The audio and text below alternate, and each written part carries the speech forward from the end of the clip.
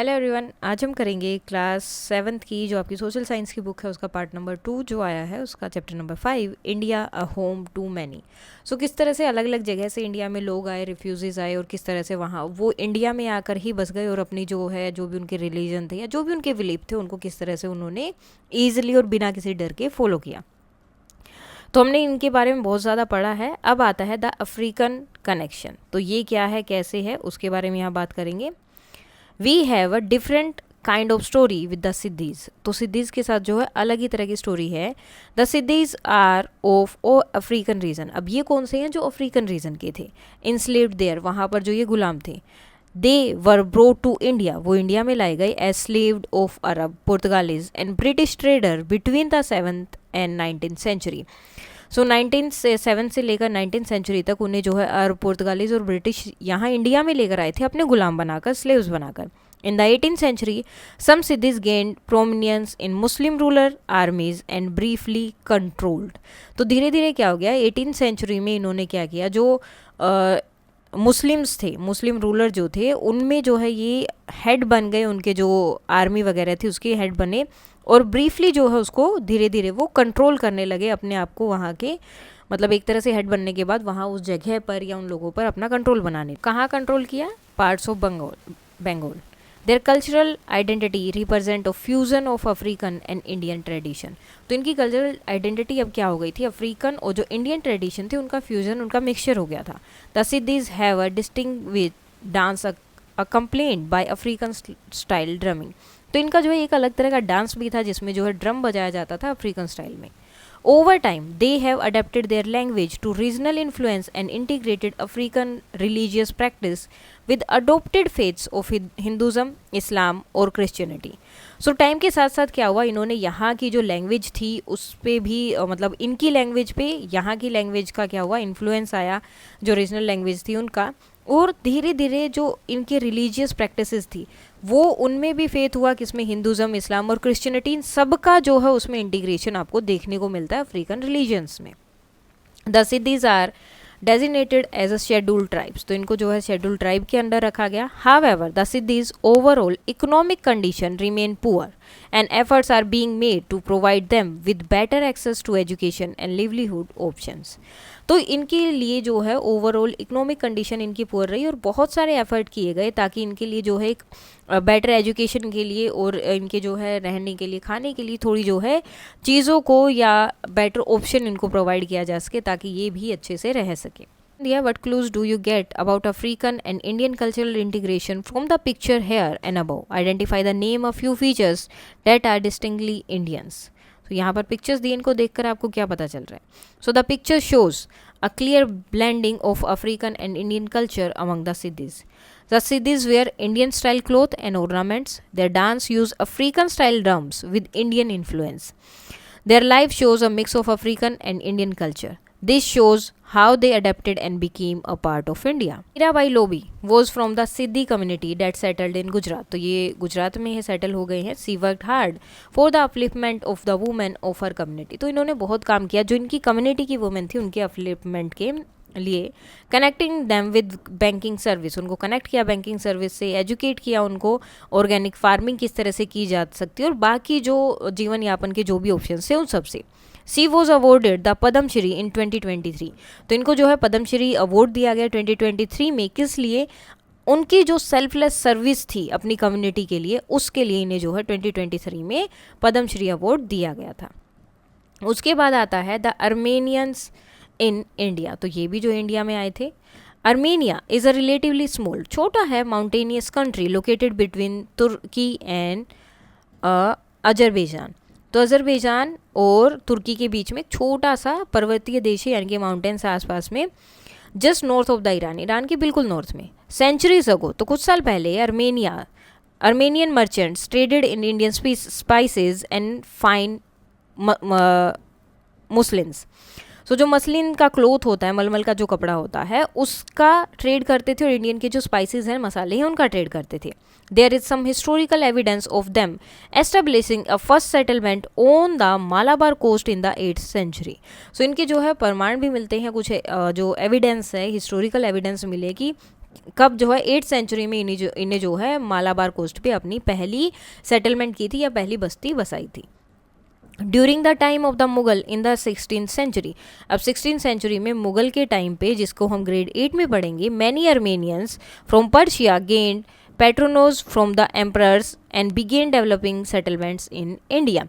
तो 16th century में क्या हुआ, जब मुगलों का टाइम था उस समय बहुत सारे लोग पर्शिया से अर्मेनियंस यहाँ पर आए, अर्मेनियन लोग, क्योंकि उन्हें जो है जो यहाँ के सम्राट थे, जो मुगल सम्राट थे, उनसे क्या था, रक्षा दी जा रही थी, उनको संरक्षण किया जा रहा था। तो वो यहाँ पर आए और यहाँ आकर जो है अपनी अलग अलग जो है बस्तियाँ बोल सकते हैं, कॉलोनीज बोल सकते हैं, वो बसाने लगे थे, क्योंकि यहाँ उन्हें जो है ज़्यादा सही लग रहा था। The earliest such Armenian settlement was in Agra, जो सबसे पहले वो आगरा में है, वेयर द मुगल एम्परर, जहाँ पे मुगलों के जो राजा हैं, जो सम्राट या जो भी बोल सकते वो रहते थे, अकबर।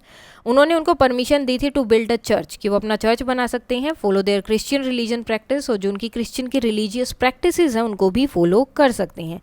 तो पहली सेटलमेंट, पहली जो बस्ती उनकी बननी थी वो कहाँ थी, आगरा में। Armenians began to play important role in the Mughal royal household, और धीरे धीरे जो है मुगल का जो रॉयल था, या जो आप बोल सकते हैं कि उनके दरबार में जो काम होते थे उसमें वो इंपॉर्टेंट रोल प्ले करने लगे, आर्मी में as well as the administration during the time of several Mughal emperor. तो आर्मी में कर ही रहे थे, साथ में जो एडमिनिस्ट्रेशन का काम था उसमें भी बहुत सारे मुगल राजाओं के टाइम पर उन्होंने बहुत इंपॉर्टेंट रोल प्ले किया। फॉर एग्जाम्पल, अब्दुल हई was chief justice in Akbar court, वो अकबर की कोर्ट में क्या थे, चीफ जस्टिस वहाँ पर थे। वाइल लेडी जुलियाना जो है वो डॉक्टर, वो जो है रॉयल पैलेस में क्या थी, डॉक्टर थी। The Armenians also settled in Surat, Kolkata and Chennai, building school, वो जो है आसपास जो भी जगह थी, मतलब कोस्ट से ही आते थे, समुद्री रास्ते से, तो आसपास जो जगह थी वहाँ पे भी इन्होंने अपनी जगह बनाई, जैसे सूरत, कोलकाता और चेन्नई, और वहाँ पर स्कूल बनाए, चर्चेज बनाई और सीमेंट्रीज बनाई, and creating a lasting cultural impact, और एक जो है अपना इम्पैक्ट वहाँ पर छोड़ा। Kolkata became a major Armenian hub, वो जो है कि उनका मेजर अर्मेनियन हब बन गया था, यानी कि सब लोग वहाँ ज़रूर जाते थे, इस तरह से आप बोल सकते हैं। The 18th century Armenian college and Mother Mary church continue to be active, so 18th century में इनका जो अर्मेनियन कॉलेज था, ठीक है, और जो इनका चर्च था मदर मैरी, वो आज भी चल रहा है, एक्टिव है। Their story reflect India's tradition of embracing diverse communities seeking refuge and prosperity. So इससे जो है, इस स्टोरी से हमें पता चलता है कि इंडिया का जो ट्रेडिशन है, कहीं से कोई रिफ्यूज़ आ रहे हैं, या कोई भी चीज़ है, या कोई भी है जो आते हैं समुदाय या अलग अलग कम्युनिटीज़ जो आती है, उनकी हेल्प करना, उनको शरण देना और उनकी प्रोस्पेरिटी में हेल्प करना। The thriving trade routes of Madras, उसके बाद जो मद्रास के जो ट्रेड रूट्स थे, जो बहुत फल फूल रहे थे, अच्छे से चल रहे थे, जो कि आज के टाइम का चेन्नई है, drew Armenian merchants who settled there around the mid 17th century. तो अब यहाँ पर इतना ज़्यादा ट्रेड होने लगा था, यानी कि स्पाइसेस वगैरह बहुत ज़्यादा ट्रेड में चल रहे थे, तो अर्मेनियन जो मर्चेंट्स थे उनका जो है यहाँ पर क्या हुआ, ध्यान खींचा उन्होंने, और वो यहाँ पर मिड 17th सेंचुरी में आकर यहाँ पर सेटल हो गए। They became influential in commerce, especially dealing in silk, spices and precious stones, and left a lasting mark on the city's economic and cultural history. तो ये क्या हो गए थे, ये बहुत ही मतलब इससे ये बहुत ज़्यादा इन्फ्लुएंस हुए कि उनके कॉमर्स में, कि किस तरह से मतलब जो पैसे का होता है उसमें, खास करके सिल्क, स्पाइसेस और इन चीज़ों में जो है प्रीशियस स्टोन्स थे, उनमें जो है उन्हें बहुत ज़्यादा कॉमर्स या मतलब पैसे से उनकी बहुत हेल्प हो रही थी, अब बहुत अच्छे से वो इस चीज़ में प्रॉफिट ले रहे थे। तो इसकी वजह से सिटी का, जो उनकी सिटी थी, उनकी इकोनॉमिक और कल्चरल हिस्ट्री पर एक बहुत ही रिमार्केबल जो है मार्क उन्होंने छोड़ा। उसके बाद आता है Armenian street in George Town memorialise their presence. तो अर्मेनियन स्ट्रीट जो है जॉर्ज टाउन में, वो इसी के बारे में या इसकी याद दिलाती है। While the Saint Mary Armenian church built in the mid 18th century, और साथ में जो सेंट मैरी अर्मेनियन चर्च है जो कि 18th के मिड 18th सेंचुरी में बनाई गई थी, स्टैंड वो आज भी खड़ी है as a symbol of their faith, उनके फेथ के सिंबल के रूप में। Though the once flourishing Armenian population has dwindled over the centuries, तो धीरे धीरे जो बहुत इतने अच्छे से बढ़ रही थी, समय के साथ साथ उनकी जनसंख्या बहुत कम हो गई। अ हैंडफुल ऑफ फैमिलीज, बहुत कम फैमिलीज हो गई, and heritage group continue to preserve their architectural mercantile and spiritual legacy in Chennai. तो बहुत कम लोग हो गए थे और वो ही कुछ लोग परिवार जो है अपनी ये जो इनकी विरासत थी उसको सामे हुए थे। जो इनके चेन्नई में मोस्टली इनकी चीज़ें थी, वास्तुकला, व्यापारिक और आध्यात्मिक विरासत है, उसको आज भी वो संभाल रहे हैं। उसके बाद आता है द बहाई community in India. In the mid 1800, a new religion called the Baha'i began in Persia, जो कि आज के टाइम का ईरान है। तो वहाँ पर एक नया रिलीजन आया जिसे बहाई बोला गया, लेड बाय अ मैन जिसको जो है किसने जो है लेड किया था या शुरू किया था, नेम्ड, तो इनका नाम था बहाउल्ला। उन्होंने इसे शुरू किया। हिज टीचिंग्स, उनकी टीचिंग्स जो है, उनकी जो थिंकिंग है इसकी या इनके जो रिलीजन की, वो क्या है, spoke of unity among all people and harmony between religious, कि सबके जितने भी लोग हैं उनमें यूनिटी और हारमनी सारे रिलीजन्स के बीच में, वो ये बताती है। The ruling religious leadership in Iran however branded them as a heretics because of their different beliefs and they were treated badly। लेकिन जो रूलिंग पार्टी थी या जो रूल कर रहे थे वहाँ पर ईरान पे उस टाइम पे, उनके जो बिलीफ थे या उनकी जो टीचिंग थी वो इनसे अलग थी, तो इसलिए वो इनको अच्छे से ट्रीट नहीं करते थे, बहुत गलत तरीके से ट्रीट करते थे। Some Baha'is looked for safer places to live, तो कुछ बहाईज हैं जो अच्छी या सेफ प्लेस के लिए इधर उधर देखने लगे, वहाँ जाने लगे। And one of the best place they came to was India, और उनमें से एक सबसे उनको सेफ प्लेस कौन सी लगी, India. Bahai has started arriving in India during the late 19th century, तो लेट 19th सेंचुरी में वो इंडिया में आना शुरू हुए। Over the year many Indian joined the faith, धीरे धीरे जो बहुत सारे इंडियंस भी थे जो इस फेथ को या इस धर्म को, रिलीजन को मानने लगे, वो उनको इनकी टीचिंग सही लगी। The Baha'is welcomes people of all religion and background, और इन्होंने कोई भी रिलीजन से, कोई भी बैकग्राउंड से कोई भी आ रहा है तो उसको उन्होंने माना। दो Iranian Baha'is came to India to escape danger, अब ईरानियन के जो बहाईज थे यानी कि ईरान से जो आए थे, वो आए थे अपने खतरे से, वहाँ पे जो उन्हें डर था, खतरा था, उससे बचने के लिए वो इंडिया आए थे।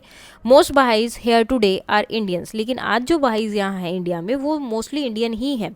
Who believes in the faiths message of unity and love, जो इनका जो बहाई का मेन मैसेज है फेथ की यूनिटी और लव का, उस मैसेज में बिलीव करते हैं, इसलिए मोस्टली आजकल इसमें जो बहाई में है वो कौन है, इंडियंस ही हैं।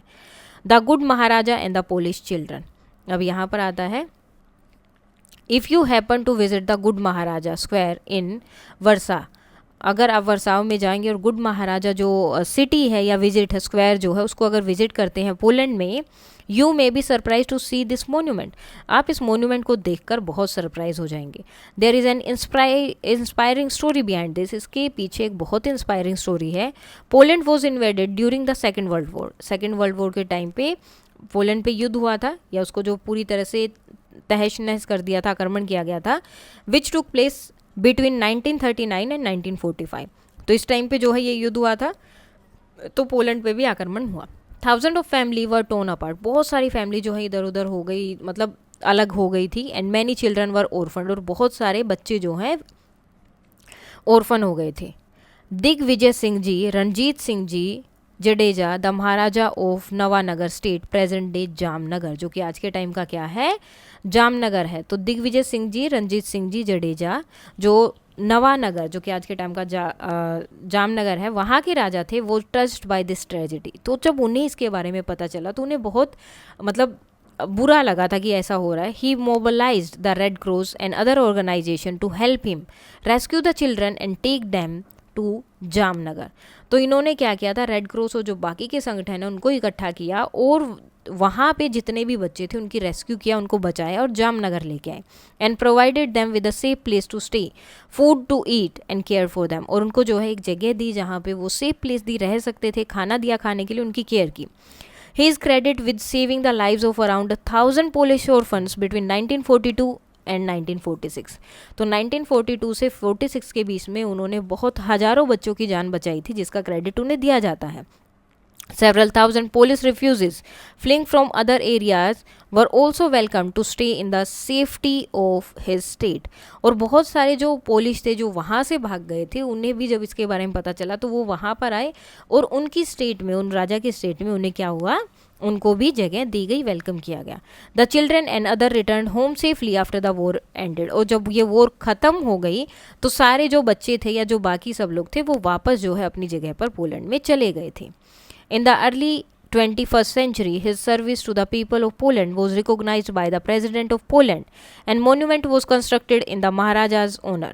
तो 20th century में क्या हुआ, उनकी जो सर्विस थी, उन्होंने जो हेल्प की थी लोगों की, उनको पोलैंड के जो प्रेसिडेंट थे उन्होंने रिकॉग्नाइज किया और उनके लिए मोन्यूमेंट बनवाया था. यहाँ पर लिखा हुआ है Digvijay Singh Ranjit Singh ji in recognition of his help to Polish refugees during World War 2.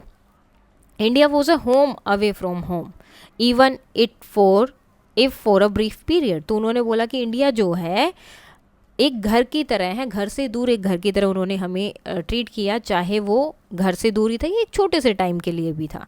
For the orphan children, जो भी बच्चे अनाथ हुए थे उनके लिए. उसके बाद आता है the Tibetan refugees in India located on the other side. अब ये हिमालय रेंज के और दूसरी साइड में है Tibet in India's northern neighbour, तो ये इंडिया का नेबर है नॉर्थ में. In the 7th century the land of snows as Tibet is sometime called became a centre of Buddhism when its king embraced the Buddha's teaching. So जिसे land of snow भी बोला जाता है तिब्बत को, इसको जो है सेंटर ऑफ बुद्धिज्म भी बोला गया था क्योंकि इनके जो राजा थे वो बुद्धा की टीचिंग्स को बहुत मानते थे. Gradually despite a few setbacks Buddhism expanded in Tibet. धीरे धीरे जो है बुद्धिज्म पूरा एक्सपेंड हो गया था तिब्बत में. During the 12th and 13th century Turko Afghan military invasion in eastern India led to the destruction of Nalanda and other Buddhist centre of learning. 12th and 13th century में क्या हो गया, जो तुर्की और अफगान मिलिट्री आए थे ईस्टर्न इंडिया में, जो इन्वेजन हुआ था, वो जो तोड़ फोड़ या आक्रमण हुआ था, उन्होंने क्या किया, पूरी तरह से नालंदा और बाकी जो बुद्धिस्ट सेंटर थे लर्निंग के, जितने भी बुद्धिस्ट सेंटर थे उन सबको तोड़ दिया था, जो कि हमने टर्निंग टाइड चैप्टर में पढ़ा. Many Monks left for Tibet. तो बहुत सारे मॉन्क थे जो तिब्बत के लिए चले गए थे. Often taking precious manuscript of Sanskrit text with them. और जो बहुत सारे जितने भी वो लेके जा सकते थे वहाँ से नालंदा यूनिवर्सिटी से, उतने मैन्यूस्क्रिप्ट वो अपने साथ लेके गए थे जो संस्कृत में थे. From the 15th century onward, उसके बाद 15th century के बाद क्या हुआ, the Dalai Lama each one said to be his predecessor reincarnation assumed a greater role, eventually becoming spiritual head and Tibet's ruler. उसके बाद में क्या हुआ 15th century onwards, उसके बाद में द दलाई लामा के लिए बोला जाता है कि ईच वन सेड, उनमें से हर एक ने बोला है कि वो उनके जो भिक्षुक होते हैं उनके प्रीडेसेसर बने, और उनका जो है एक बहुत ही इंपॉर्टेंट रोल माना जाता है एज ए स्पिरिचुअल हेड उनके, और वो जो है तिब्बत रूलर्स में हर एक जगह पर जो है उनको एक बहुत ही इम्पोर्टेंट रूल की तरह या इम्पोर्टेंट रूल उनका वहाँ पर माना जाता है, और वो उनके हेड भी बने बाद में जाकर. अब Tibetan soon after taking refuse in India in 1959, तो उसके बाद जो है तिब्बतन जो है इंडिया में आने लगे 1959 में. Started propagating their traditional system of medicines called Sowa Rigpa. तो धीरे धीरे जो है उनकी एक ट्रेडिशनल सिस्टम है मेडिसिन्स का जिसे सोवा रिग्पा बोला जाता है, वो उन्होंने शुरू किया, जिसे आर्ट ऑफ हीलिंग भी बोलते हैं. It was codified in the 8th century CE by a medical council head near Lhasa in Tibet. इसको जो है 8th century में जो है मेडिकल काउंसिल जो थी नियर लहासा तिब्बत में, उसमें इसको कोडिफाइड किया गया था, इसके बारे में बताया गया था, प्रचार प्रसार किया गया था या आयोजित किया गया था इसमें. And blend ancient principles and practices of Ayurveda with inputs from China's, central Asia, Persia and even Greece. तो इसमें इसके साथ में क्या था, आयुर्वेद को भी लिया गया, उसकी जो प्रैक्टिसेस थी, प्रिंसिपल्स थे, वो सब चीज़ें ली गई. यहाँ तक कि जहाँ से भी उन्हें आयुर्वेद से रिलेटेड चीज़ें मिल रही थी, चाहे चीन हो, एशिया, पर्शिया और ग्रीस, जहाँ से भी जो आयुर्वेद से रिलेटेड चीज़ें मिली उन सबको इन्होंने इसमें ऐड किया. टुडे, आज के टाइम पर Tibetan medicine remain popular in Himalayan region. तो हिमालयन रीजन में आज के टाइम भी ये बहुत पॉपुलर है, including Nepal and Bhutan. In India में क्या है, इंस्टीट्यूशन लाइक, अब बहुत सारे इंस्टीट्यूशन है like Men Tsee Khang in Dharamshala Himachal Pradesh में ये जगह है. प्रैक्टिस दिस सिस्टम, इस सिस्टम की अभी प्रैक्टिस की जाती है to treat chronical disease and manage epidemic. तो एपिडेमिक्स और जो भी ऐसी डिजीज़ हैं जो बहुत टाइम से चली आ रही है, उनका जो है क्या किया जाता है, यहाँ पर इनके लिए प्रैक्टिस की जाती है. It has also been integrated in the government of India's AYUSH programme. इसको साथ में इंटीग्रेट या साथ में जोड़ा गया है जो इंडिया गवर्नमेंट ऑफ इंडिया का आयुष प्रोग्राम है उसके साथ. Which supports traditional and indigenous system of medicine. जो है ट्रेडिशनल और इंडिजीनियस सिस्टम जो है मेडिसिन्स के, उनको सपोर्ट करता है, जिसमें आयुर्वेद भी आता है, योगा एंड नेचुरोपैथी, यूनानी, सिद्धा, सोवा रिगपा एंड होम्योपैथी। तो ये सारी चीज़ों को भी जो है आयुष प्रोग्राम के अंडर जो है सपोर्ट किया जाता है। उसके बाद आता है from 1950 onwards the peoples of republic of China overrun Tibet in several ways. तो धीरे धीरे जो चाइना के जो लोग थे, चीन के जो लोग थे 1950 के बाद, वो धीरे धीरे अलग अलग टाइम पे यहाँ पर आए, तिब्बत में आने लगे, इवेंचुअली एनेक्सिंग इट इन 1959। और 1959 में पूरी तरह से तिब्बत को अपने कब्जे में ले लिया। Following a popular uprising in Lhasa, the religious and administration capital of Tibet at that time. So 1959 में जो है उनका अगेंस्ट द चाइनीज़ प्रेजेंस, तो चाइनीज़ जो थे चीन के जो लोग वहाँ थे उनके खिलाफ जो है वहाँ पर क्या होगा, विद्रोह हो गया था, जो एक तरह से लहासा आप बोल सकते हैं उस टाइम पे उनकी कैपिटल की तरह काम कर रहा था। The 14th Dalai Lama was advise to flee across the Himalayas and take refuge in India. वहाँ पे उस टाइम पे दलाई लामा को बोला गया, जो 14th दलाई लामा थे, कि वो हिमालय पार करके इंडिया में आके वो शरण ले या यहाँ पर आकर रहें।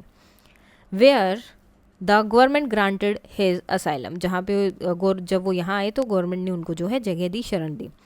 Since then he has been a honoured guest in India and lives in Dharamshala. तो तब से वो जो यहाँ रहते थे और धर्मशाला में रहते थे, और इंडिया के जो है एक आप चीफ गेस्ट की तरह बोल सकते हैं।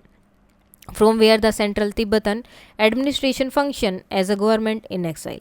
और सेंट्रल तिब्बत में जो है वहाँ से वो फंक्शन करते थे गवर्नमेंट इन एक्साइल के लिए, मतलब जो भी उनके एडमिनिस्ट्रेशन फंक्शन थे वो वहीं से कर रहे थे। The Dalai Lama is known for his 4 commitments. उनको जो है उनकी 4 कमिटमेंट्स के लिए, 4 संकल्पों के लिए जाना जाता है। Namely the promotion of human values. अब उनकी कौन से हैं वो, जिनमें मेनली क्या है, ह्यूमन वैल्यू को प्रमोशन किया, like compassion, forgiveness, tolerance and the promotion of religious harmony. तो ये 4 जो है उनकी वैल्यूज़ हैं जिनके बारे में उन्हें हमेशा से जाना जाता है, या मतलब बहुत इंपॉर्टेंट चीज़ है उनकी वो। The preservation of Tibet culture, Tibetan culture का प्रिजर्व करके रखना, and the revival of Indian civilizational heritage, particularly Indian values like करुणा यानी कि कंपैशन एंड अहिंसा, जो कि नॉन वायलेंस है। तो यहाँ पर इन्हीं चीज़ों को वो भी मानते हैं, और वही चीज़ें जो है इंडिया में भी हैं, मतलब हमेशा से ही रही है कि भारत की जो विरासत था उसको फिर से जगाना है, खासकर कि जो करुणा और अहिंसा वाली चीज़ें हैं उनको। The Indian government rehabilitated the Tibetan refugees. उन्होंने जो है तिब्बतन रिफ्यूजेस का पुनर्वास करवाया। Provided education to their children, उनके बच्चों को एजुकेशन दी। Facilitated the creation of Tibetan settlement to enable this community to make India second home and preserve and promote its language. तो उनके बच्चों को एजुकेशन दी, उनके लिए जो है तिब्बतन फैसिलिटिंग क्रिएशन या चीज़ें बनाई, settlement to enable this community, ताकि वो जो है सेटलमेंट की गई इस कम्युनिटी के लिए, ताकि वो इंडिया में अपना एक सेकंड होम बना सके, अपनी लैंग्वेज को प्रमोट कर सके, प्रिजर्व कर सके, और अपने कल्चर और हेरिटेज को भी वो प्रमोट कर सके। The establishment in India particularly in Karnataka of many Tibetan monastery patterned on the original ones in Tibet। सो खासकर जो है उनकी जो मोन्टेंसरी वगैरह थी वो सब भी हैं, खासकर कहाँ पर, कर्नाटका में। और ज़्यादातर जो मोन्टेंसरी हैं वो किससे हैं, जो तिब्बत में है ओरिजिनल वन, उन्हीं की तरह ये बनाई गई हैं। Created a space for Tibetan Buddhist to pursue their values of life and spiritual practice without fear और हिंडरेंस। ताकि जो तिब्बतन बुद्धिस्ट हैं उनके लिए स्पेस बनाया गया है, ताकि वो अपनी जो उनकी वे ऑफ लाइफ है या स्पिरिचुअल प्रैक्टिस है वो बिना किसी डर के, बिना किसी खौफ के वो वहाँ पर अपनी चीज़ों को फॉलो कर सके। Many non government organization have also supported the community by providing livelihood options. तो बाकी भी कुछ नॉन ऑर्गेनाइजेशन है, नॉन गवर्नमेंट ऑर्गेनाइजेशन है, NGOs हैं जिन्होंने इनकी हेल्प की इन कम्युनिटीज़ की, ताकि वो जो है आराम से यहाँ पर रह सकें। ओवर टाइम, टाइम के साथ साथ Tibetan refuses in India have become part of the society. धीरे धीरे वो जो है इंडियन सोसाइटी का ही पार्ट बन गए। उसके बाद आता है the whole world is a family. तो पूरी दुनिया ही एक फैमिली है। There are a few example of people making India their home. तो कुछ एग्जाम्पल हैं कि लोग जो है इंडिया को अपना घर बनाते हैं, आइदर सीकिंग रिफ्यूजेज। तो यहाँ पर हमने बहुत सारे एग्जाम्पल देखे, जो लोग बाहर से आते वो इंडिया में रहने लग जाते थे, उसको अपना घर ही मान लेते। कुछ रिफ्यूजेज होते हैं, कुछ को अपॉर्चुनिटी चाहिए ताकि वो और ज़्यादा प्रोस्पर हो सके और या एक अच्छी लाइफ जी सके। These stories give us glimpse of a culture. तो ये जो है यहाँ पर कल्चर की एक ग्लिम्स हमें मिलती है कि किस तरह से एक्सेप्ट किया जाता है, इंक्लूजन किया जाता है, that is a part of Indian Athos, जो कि इंडिया में हमें देखने को मिलता है कि किस तरह से हर एक चीज़ को एक्सेप्ट किया जाता है या उनको अपने अंदर इस तरह से मतलब इंक्लूज कर लिया गया कि उन दोनों में आप फ़र्क नहीं बता सकते कि कौन क्या है. The idea of Vasudhaiva Kutumbakam, the whole world is a family, is not just a slogan. ये सिर्फ एक स्लोगन नहीं है बट एक प्रैक्टिस है जो बहुत टाइम से चली आ रही है, हज़ारों वर्षों से. नेक्स्ट है, are there communities in your neighbourhood whose ancestors might have came to India centuries ago and made it their home? Have a class discussion on what their experience may have been. तो class discussion करना है इसमें. So yes, in my neighbourhood there are communities whose ancestor came to India centuries ago and made it their home. Over time, they adapted to local customs and languages while keeping their over traditions. Their experiences have generally been shaped by acceptance, peaceful coexistence, and a sense of belonging in Indian society. How did India develop a reputation of being a compassionate country that welcomed people from different parts of the world and provided them with a place to call home? So किस तरह से India जो है इस तरह से एक compensate country के रूप में डेवलप हुई कि जहाँ से लोग जिसको भी ज़रूरत है वो यहाँ से आ सकते हैं और इसको अपना घर बोल सकते हैं. As we saw in earlier chapter, जैसे कि हमने पहले की चैप्टर में देखा, tapestry of the past, India has developed many schools of thoughts. So अलग अलग स्कूल ऑफ थॉट्स हुए थे, अलग अलग रिलीजन थे, लोग सबको मानते थे. देयर कोर टीचिंग, लेकिन सबकी जो कोर टीचिंग थी उसमें इंक्लूडिंग आइडिया क्या था, लाइक सर्वे भवंतु सुखिना और मे ऑल क्रिएचर्स बी हैप्पी, कि सब खुश रहें. एंड अतिथि देवो भव, जैसे कि गेस्ट जो है भगवान की तरह है. And the value of compassion, the Karaniya Metta Sutta, the Buddha's words on loving kindness express the same sentiment beautifully in these words. So सब में जितने भी स्कूल ऑफ थॉट्स अलग अलग हुई थी, सबकी मेन चीज़ एक ही थी कि सब लोग जो क्या है एक साथ मिलकर रहें. Even as a mother protects with her life her only child, जिस तरह से एक माँ जो है अपने बच्चे को अपनी लाइफ देकर भी बचाती है, प्रोटेक्ट करती है. So with a boundless heart should one cherish all living being. तो इसी तरह से हर एक इंसान को भी हर एक लिविंग बींग की मतलब एक तरह से उसकी खुशी का या उसको प्रोटेक्ट करना चाहिए. Radiating kindness over the entire world, और पूरी दुनिया में जो है काइंडनेस फैलानी चाहिए. Identify similar values in any story or local tradition etcetera known to you. You could ask your guardian or relatives too. Collect these stories and create a class manuscript. You could include illustration. So one story that reflects similar values of kindness and acceptance in the story of Sudama and Krishna. In this story, Krishna welcomes his childhood friend Sudama with great love and respect. Even though Sudama was very poor, Krishna treats him with honor, showing that friendship, compassion, and treating everyone equally are important values. This reflects the ideas of Atithi Devo Bhava. A guest is like a god. Another example from local tradition is the custom of langar in Sikhism. In a gurdwara, everyone, rich or poor, from any religion or community, sits together and eat the same food. This shows the value of equality, sharing, kindness, and caring for all. Now, Indian values beyond India. अब Indian values जो हैं India के बाहर भी किस तरह से हैं. It is also striking to see how the Indian expertise communities has carried and practiced similar value abroad. सो ऐसे भी कि बहुत सारे इंडियंस भी हैं जो बाहर गए इंडियन कम्युनिटी और वो अपनी वैल्यूज़, सिमिलर वैल्यूज़ जो हैं बाहर लेकर गए, उन्हें प्रैक्टिस भी करते हैं. Wherever there is a sizable community of Indian living today, जहाँ भी इंडियन कम्युनिटी आपको देखने को मिलेगी वहाँ पर जो इस तरह की चीज़ें देखने को मिलती हैं कि एक्सेप्ट करना, गेस्ट को ट्रीट करना बहुत अच्छे से. It has been perceived as a peaceful, law-abiding, progressive and prosperous minority that contributes to the economy and integrate well in the society of the respective country. तो उन्हें जो है कि किस तरह से वो पीसफुली रहते हैं, वहाँ की जो लॉज हैं उनका देखते हैं या उनको मानते हैं, और बहुत कम होने के बाद भी वो देखा जा सकता है कि कंट्रीब्यूट करते हैं वो इकोनॉमी में, और वहाँ की जो सोसाइटी है उसके अंदर घुल मिलकर इंटीग्रेट होकर रहते हैं. While religious precautions has been experienced for century in many parts of the world, तो कहीं कहीं पर जो है जो रिलीजियस चीज़ों को लेकर कभी ना कभी जो है हमेशा उत्पीड़न चलता रहा है बहुत सारे पार्ट्स में इंडिया में. India developed a culture of peaceful को एग्जिस्टेंस, लेकिन इंडिया में एक पीसफुल को एग्जिस्टेंस का कल्चर है कि लोग जिसको जो मानना है वो मान सकते हैं और अपनी प्रैक्टिस कर सकते हैं. And acceptance of various diverse faiths and school of thoughts, ठीक है, कि हर एक डाइवर्स फेथ को या स्कूल ऑफ थॉट को हम मानते हैं, एक्सेप्ट करते हैं. This innate character of its people and culture has created a heaven for the persecuted. तो जो भी लोग हैं जिनको धर्म के लिए कहीं पर उत्पीड़ित किया जा रहा है या ऐसे इस तरह से गलत तरीके से ट्रीट किया जाता है, तो वो यहाँ आकर ईजिली रह सकते हैं. एक तरह से आप बोल सकते हैं कि उनके लिए हेवन की तरह है.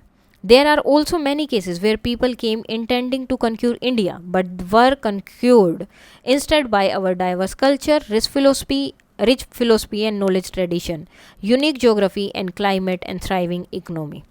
सो बहुत सारे लोग हैं जो इंडिया में आए कि इंडिया को हमें जीतना है, लेकिन इंडिया की रिच फिलोसफी देखकर, डाइवर्स कल्चर को देखकर, यहाँ की नॉलेज ट्रेडिशन और यूनिक ज्योग्राफी एंड क्लाइमेट को देखकर और किस तरह से यहाँ की इकोनॉमी बूस्ट कर रही है उसको देखकर इंडिया ने ही उन्हें जीत लिया है. वी सो अर्लियर, जैसे कि हमने इस चैप्टर में देखा था, the cases of Indo Greek के जो कुशाण से उनके देखे, और बहुत सारे इसी तरह से और भी बहुत सारे केसेस हैं जो सिर्फ यहाँ पर जीतने या लूटने आए थे, लेकिन बाद में वो यहीं पर रह गए कि ये जगह ज़्यादा सही है. The idea of the fundamental unity of humankind is one of the core civilization value of India. So fundamental unity जो है humankind की, सब लोगों को मिलकर रहना है, वो core value आप बोल सकते हैं civilization की इंडिया में, which can help the world resolve some of the crises we face today. जो कि इन वर्ल्ड में भी बहुत सारे इश्यूज़ को सोल्व किया जा सकता है अगर इस तरह से सब लोग सोचेंगे. War, climate change, increasing inequality and discrimination, तो ये सारी चीज़ें जो हैं बहुत ईजिली सही हो सकती हैं. So before we move on, India has been a heaven for people persecuted in their respective homeland or simply looking for a new land with new opportunities.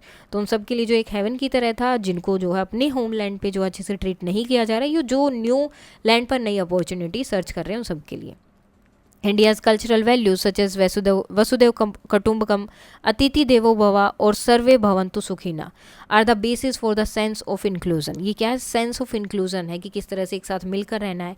Acceptance है, that have enabled even small communities, जो क्या करती हैं, छोटी सी भी community को क्या करती हैं, एक एक्सेप्टेंस या फिर उनको एक सेंस देती हैं किसका, to find a secure place, कि उन्हें जो है इंडिया में एक सिक्योर प्लेस मिलेगी. And maintain here their tradition over centuries, और अपनी जो है ट्रेडिशन को वो यहाँ सेंचुरीज तक ईजिली फॉलो कर सकते हैं. These values have universal relevance at a time, तो ये इन वैल्यूज़ का जो है बहुत टाइम से मतलब एक रेलेवेंस है और आज तक भी है.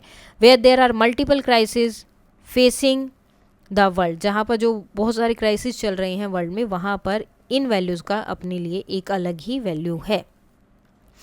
उसके बाद आते हैं आपके question answers. So first question है वहाँ पे, on the outline of the world map try to trace routes that the communities mentioned in this chapter may have used to reach India. What type of physical geography did they have to negotiates, तो कौन कौन सी जगह से वो आए थे, तो यहाँ पर ये सारे रूट बता दिए गए हैं और ये जगह यहाँ पर दी गई है. पूरा वर्ल्ड मैप यहाँ बताया गया कि कहाँ से कौन किस तरह से आया होगा. सो ये आप देख सकते हैं. Now different communities used land and sea routes to reach India. The Jews, Parsis, Arab, Armenians and Bahas is traveled mainly across the Arabian Sea. The Syriac Christians came through West Asian land and sea routes. The Tibetan crossed the Himalayas mountains, which are very difficult to cross due to extreme cold and high altitude. The physical geography all these communities had to negotiate were to cross different physical landscapes, deserts, sea, mountains and long sea routes depending on where they came from. Next up, what are the key values instincts to Indian culture that are enable it to welcome people of different backgrounds? So the key Indian values are tolerance, compassion and respect for all religions. Ideas like Vasudev Kutumbakam, the world is one family, promote unity. Atiti Devo Bhava, guest is equal to God, teaches hospitality. And these values helped India welcome people from all backgrounds. Next है Homi Bhabha, Sam McWosh, Ratan Tata, Fali Nirman, Nani Palkwila and Cornelia Sorbaji are a few name of Parsis who excelled in their respective fields. Find out more about people from other communities that made India their home and their contribution. So people from other communities that made India their home and contributes are Mother Teresa, serve the poor in India, Dalai Lama promoted peace and compassion worldwide, Annie Besant freedom fighter and educationist, Sister Nivedita a disciple of Swami Vivekanand, she worked for women's education and social upliftment in India. Take up a class project, तो यहाँ पर एक class project आपको लेना है, divide करना है class को in groups, each group take a small project to study a little more about the communities that we have been listed here, share what you have gathered with your classmate through one of these ways, drama, poster, song, painting etcetera. तो इस तरह से आपको बताना है। जैसे कि for example one group can study the Parsis community and find out about their migration from Persia to India. They can also learn about their peaceful settlement in Gujarat. Their contribution to industries, education and social service can be studied. The project can be presented through a poster, chart और role play in the class. तो इस तरह से आप इसको present कर सकते हैं।